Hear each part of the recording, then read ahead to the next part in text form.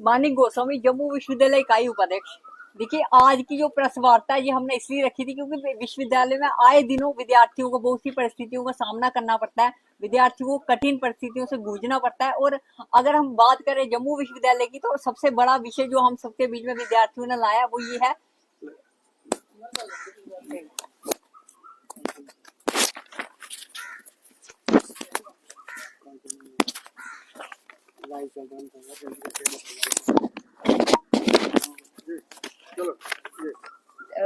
Starting से start करो।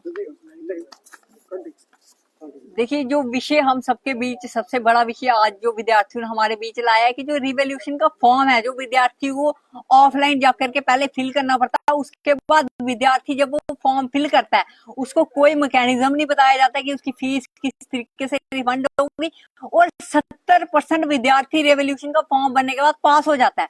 मैं विश्वविद्यालय से पूछता हूँ किसका लैग है, ये जो फर्स्ट इवेल्यूएटर है उसका लैग है, जो सेकंड इवेल्यूएटर है उसका लैग है।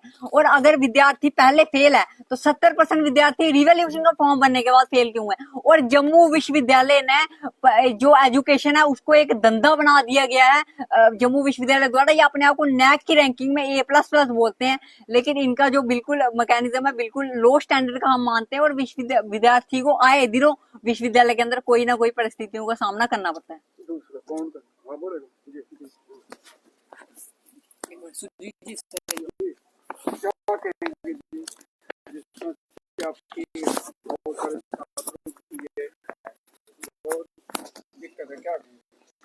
वंदे मातरम सभी को। जैसे कि हमारे ध्यान में इशू आया कि जो रीवैल्यूएशन है, जब रीवैल्यूएशन होती है सबसे पहले तो काफी सारे बच्चों को जम्मू यूनिवर्सिटी के एफिलेटेड कॉलेजेस के अंदर भी और जम्मू यूनिवर्सिटी के अंदर भी सबसे पहले उन्हें फेल किया जाता है, काफी बच्चों को, काफी तादाद में। उसके बाद जब वो बच्चा रीवैल्यूएशन का फॉर्म भरता है, जब वो रीवैल्यूएशन का फॉर्म भरता है उसके बाद हमें ये देखने को मिलता है जब रीवैल्यूएशन का रिजल्ट आता है तो कम से कम 50 से 60% बच्चा जो फेल हुआ होता है रीवैल्यूएशन के अंदर वो पास हो जाता है। तो ये किस तरह का पेपर चेकिंग पहले होती है या बाद में वो क्या चमत्कार हो जाता है जो वो बच्चा पास हो जाता है, सबसे पहले तो ये एक सवाल उठाते हैं। उसके बाद ये एक आरटीआई हमने फाइल की थी 19/5 को। इसका हमने पूछा था कि जो एक मतलब रिवैल्यूएशन की फीस होती है 950 रुपया, जो एक सब्जेक्ट की फीस ली जाती है इसके अराउंड राउंड ही है। और अगर 5 सब्जेक्ट की आपने रिवैल्यूएशन करवानी है, 6 की करवानी है, तो आपको 1250 या 1350 के अराउंड राउंड इतनी फीस लगती है। सबसे पहली बात है कि एक सब्जेक्ट की 950 रुपया फीस ले रहे हैं और 6 सब्जेक्ट की 1350 रुपया के करीब करीब 100 रुपया ऊपर नीचे हो सकता है, इतनी फीस ले रहे हैं।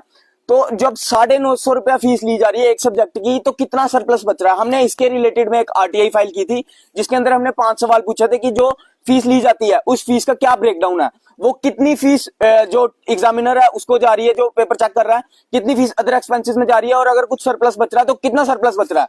इसका हमें कोई जवाब अच्छे से नहीं दिया जाता है। आप यहाँ इसे दिखा सकते हैं कि क्या इन्होंने हमें जवाब दिया, क्या ये अप्रोप्रिएट जवाब है, क्या यूनिवर्सिटी आरटीआई एक्ट को यूनिवर्सिटी के ऊपर मानती है। सबसे पहला सवाल तो हम ये पूछते हैं। और दूसरा, जब यूनिवर्सिटी के अंदर बच्चा आरटीआई फाइल कर रहा है और बच्चा पास हो रहा है तो क्या जो जिस एग्जामिनर ने पहले उसका पेपर चेक किया था उसके ऊपर कोई पेनल्टी नहीं पड़नी चाहिए। दूसरा क्वेश्चन ये भी उठ के सामने आता है।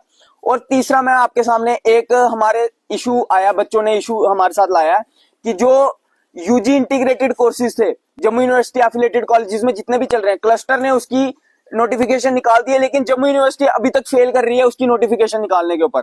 सबसे हमारी पहले मांग है डॉ मैडम से कि इसकी एक नोटिफिकेशन निकाली जाए ताकि बच्चों को पता चले कि उन्होंने जो 4 इयर्स इंटीग्रेटेड कोर्स होता है उसके अंदर आगे एडमिशन लेनी है, कब लेनी है, बच्चा अपने मतलब दरबदर ना हो। दूसरा पॉइंट ये, और हम सीधा सीधा अल्टीमेटम दे देना चाहते हैं रिवैल्यूएशन वाले इशू के लिए भी और जो दूसरा UG affiliated UG integrated courses के रिलेटेड भी। अगर हमारी मांगों को 10 दिनों के अंदर नहीं माना जाता है तो यूनिवर्सिटी को एक कड़ा प्रदर्शन देखने को मिल सकता है। भारत माता की जय, वंदे मातरम। क्या कहेंगे जी आप? वंदे मातरम, अमित सडोत्रा। कमेंट। वंदे मातरम, अमित सडोत्रा, जम्मू विश्वविद्यालय के उपाध्यक्ष। आपके ध्यान में जो 2 मुद्दे लाए गए हैं, तो पहला मुद्दा तो आपके ध्यान में आ गया होगा कि जम्मू यूनिवर्सिटी के अंदर जो इंटीग्रेटेड कॉलेज में यूजी कोर्स चलते हैं उनके अंदर जो विद्यार्थी एक बार फेल हो रहा है, जब वो रिवैल्यूएशन का फॉर्म भरा रहा है, 1300 रुपया खर्च कर रहा है, फिर वो जाकर के उनकी पास होने की संख्या बढ़ रही है। 60-70 के प्रतिशत स्टूडेंट जो है वो रीवैल्यूएशन के बाद पास हो रहा है। जो स्टूडेंट पास हो रहा है उसकी जो फीस है वो वापिस की जाए, ये सबसे पहली डिमांड हमारी है। और दूसरी, जो जिस एवेल्युएटर ने पहले उसका एग्जाम चेक किया था उसको पेनल्टी पड़नी चाहिए कि सीधा सीधा एवेल्युएटर बच्चे के भविष्य के साथ खेल रहा है। ऐसे रिजल्ट के हमें जो खामियाजी देखने को मिलते हैं कि विद्यार्थी सुसाइड करते हैं, विद्यार्थी अपने हम देखे कई पुल से छलांग मार रहा है, स्ट्रेस में जा रहे हैं। तो इसका सबसे बड़ा कारण यूनिवर्सिटी यहाँ पर है कि जो विद्यार्थी पूरा साल मेहनत कर रहा है उसको फेल करती है, उसके बाद जब रीवैल्यूएशन में पास करती है तो उसकी फीस उसको वापस नहीं दी जाती। और आपका कहने का मतलब है कि ये एक पैसे कमाने का धंधा है। जी बिल्कुल कह सकते हैं आप इसको, पैसे कमाने का धंधा भी कह सकते हैं कि जब हम आरटीआई लगा रहे हैं उसका भी जवाब सही से नहीं दे रहे हैं तो उसको क्या कहेंगे हम, आप बताइए। और दूसरा मुद्दा जो हमारे सामने आ रहा है कि विश्वविद्यालय के अंदर जो इसके इंटीग्रेटेड कॉलेज है, ये भी यूजी का मुद्दा है कि जो 4th ईयर जो एनईपी की गाइडलाइंस थी कि 4 साल में अब ये कोर्स चलेगा, ऑनर्स होगी, हम देख रहे हैं कि 3 साल कंप्लीट हो चुके हैं। यूनिवर्सिटी की जो पीजी की एडमिशन थी वो लगभग बंद होने को आई है, पर जो कॉलेज का विद्यार्थी जिसकी 3 साल कंप्लीट हो चुके हैं वो अभी भी असमंजस में है कि वो भी 4था साल पूरा करेगा कि पीजी में एडमिशन लेगा। अब पीजी में एडमिशन कैसे लेगा, वो उसकी एडमिशन भी बंद हो गई है। यूनिवर्सिटी ने इसमें बहुत बड़ी नाकामयाबी इसमें यूनिवर्सिटी की देखने की मिली है कि यूनिवर्सिटी ने अभी तक उनका कोई नोटिस नहीं निकाला है कि यूनिवर्सिटी उस एनईपी की गाइडलाइंस को नहीं मान रही है। अगर यूनिवर्सिटी इधर लैग कर रही है तो इधर पर गलती किसकी और सफर कौन कर रहा है?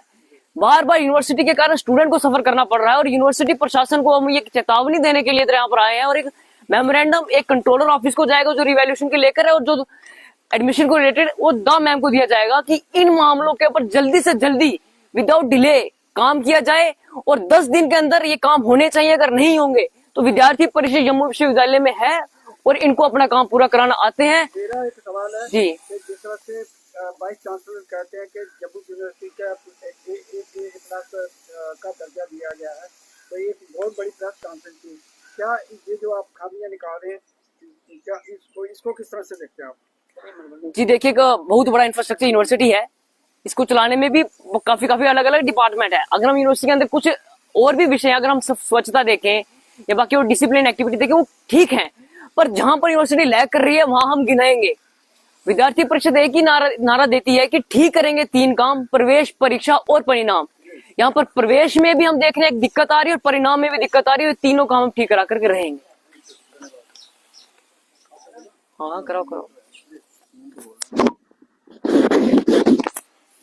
नमस्कार, हर्ष खजूरिया। जिस प्रकार से आप जानते हैं कि विश्वविद्यालय की जो एडमिनिस्ट्रेशन है वो इन विषयों पर बात करने से चूकती है।